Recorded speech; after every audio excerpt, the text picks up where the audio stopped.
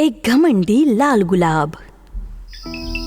दूर दराज एक छोटा सा लेकिन हरा भरा जंगल था। पेड़ एक दूसरे से बात किया करते थे और फूल एक दूसरे को पॉलिनेट किया करते थे। पेड़ पौधे एक जंगल के तौर पर इकट्ठा रहने की सराहना करते थे। एक दिन बसंत के खूबसूरत दिन एक अद्भुत और मनमोहक गुलाब की कली खिली। वो एक छोटी कली थी जो एक छोटे फूल में तब्दील हुई।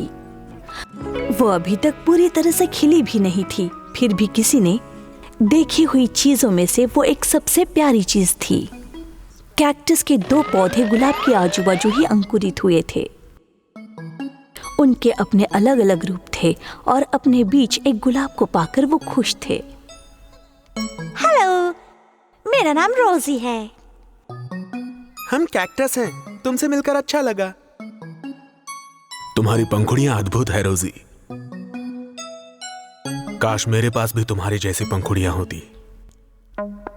शुक्रिया, लेकिन हर कोई होशियार, सुंदर और सुगंधी नहीं होता है ना?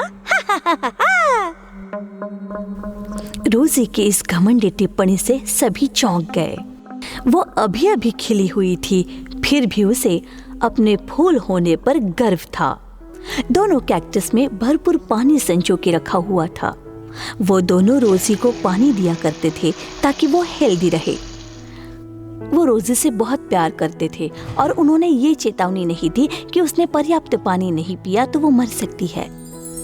दिन बीतते गए और रोजी बड़ी हो गई।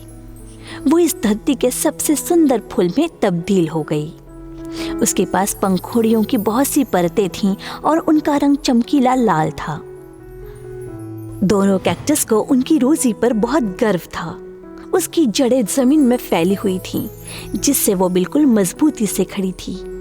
मैं स्पष्ट रूप से यहाँ के सबसे सुंदर फूल हूँ। मेरी चमकीली पंखुड़ियाँ तो देखो। हा हा हा हा।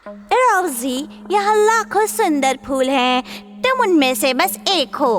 तो क्या तुम मेरी उन कांटेदार कैक्टस के साथ कैसे तुलना कर सकते हो? मैं उनसे कई ज्यादा प्यारी हूँ। ये बात सुनकर उन्हें बहुत दुख हुआ, लेकिन उन्होंने कुछ नहीं कहा। रोजी, तुमने कैक्टसेस से जो कहा वो अच्छा नहीं है। तुम्हारे पास भी तो कांटे हैं। वैसे कैक्टस की तुलना मेरे जैसे प्यारे फूल से करना अच्छी बात नहीं है, समझी? हाँ, तुम्हें खूबसूरती के बारे में क्या पता? तुम्हें तो फूल भी नहीं आते। ना ही कैक्टस, ना सूरजमुखी और ना ही पेड़ कोई रोजी के साथ तालमेल नहीं बिठा पा रहा था, क्योंकि वो एक खुद की ही तारीफ करने वाली फूल थी। दिन बीतते गए और जंगल में एक अजनबी आया। वो घोड़े पर सवार एक पर्यटक था। वो अजनबी करीब आया और फूल की जांच करने लगा। अरे वाह, इसने मेरी तरफ देखा। वाह, ये फूल तो बहुत ही प्यारा है। ओह, शुक्रिया अजनबी। मुझे यकीन है कि अगर मैं इस फूल को मेरे साथ निकाल कर ले गया तो मुझे बहुत बड़ा इनाम मिलेगा।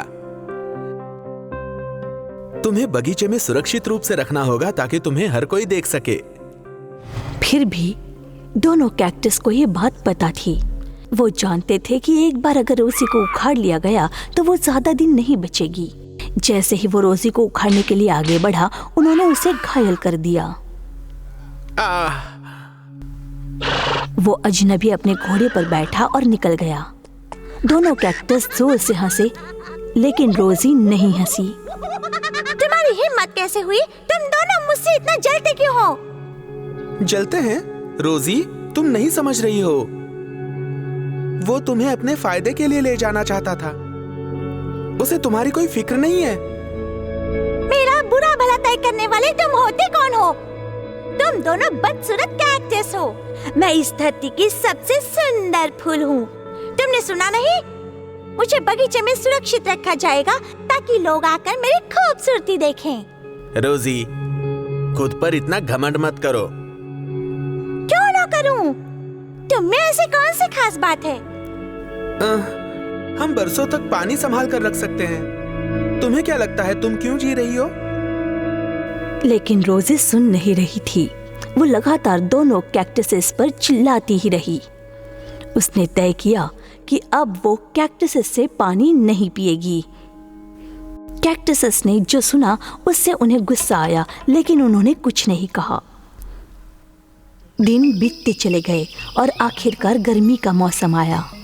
सूरजमुखी बहुत खुश थी। वो अपने चमकदार पीले चेहरे से पूरा दिन सूरज की रोशनी का पीछा करती, तो दूसरी तरफ कैक्टसेस ठंड के मौसम में जमा करके रखा हुआ पानी पी रहे थे ताकि वो पूरे समर में हेल्दी रह सकें। यहाँ तक कि कुछ छोटे पंछी कैक्टसेस के पास पानी पीने के लिए आते थे। रोजी को पहले कुछ दिन बहुत अच्छा लगा।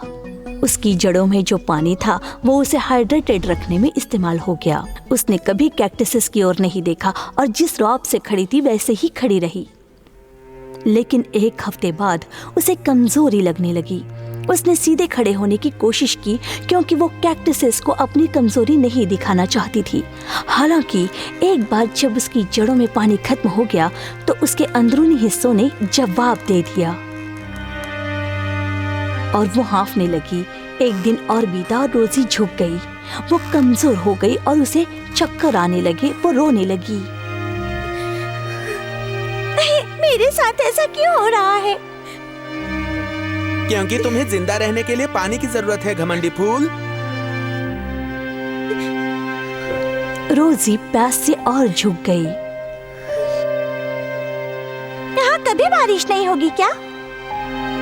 रोजी, गर्मी के मौसम के बाद ही बरसात होगी। लेकिन मैं इस प्यास से मुरझाने लगी हूँ। मेरी सारी खूबसूरती खत्म हो रही है। अगर तुम्हें ठीक लगे तो कैक्टसेस से मदद मांग लो।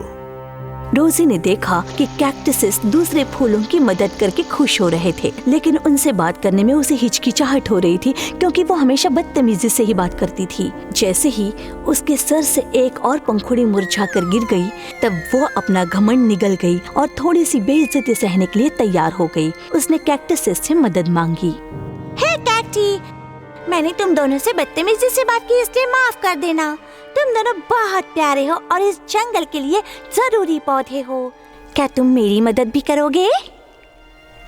कैक्टसेस ने देखा कि रोजी विनम्र हो गई है और उसने अपना घमंड बाजू में रख दिया है, तो उन्होंने अपना पानी उसके साथ साझा किया।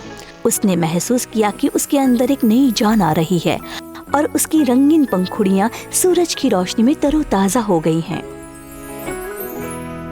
उस दिन के बाद से रोजी ने सीखा कि अपने दोस्तों की शक्लों से उनकी हैसियत तय नहीं करनी चाहिए, क्योंकि हम चाहे कितने भी अलग अलग क्यों न दिखें, हम सभी का उद्देश्य सुंदर और उपयोगी होता है।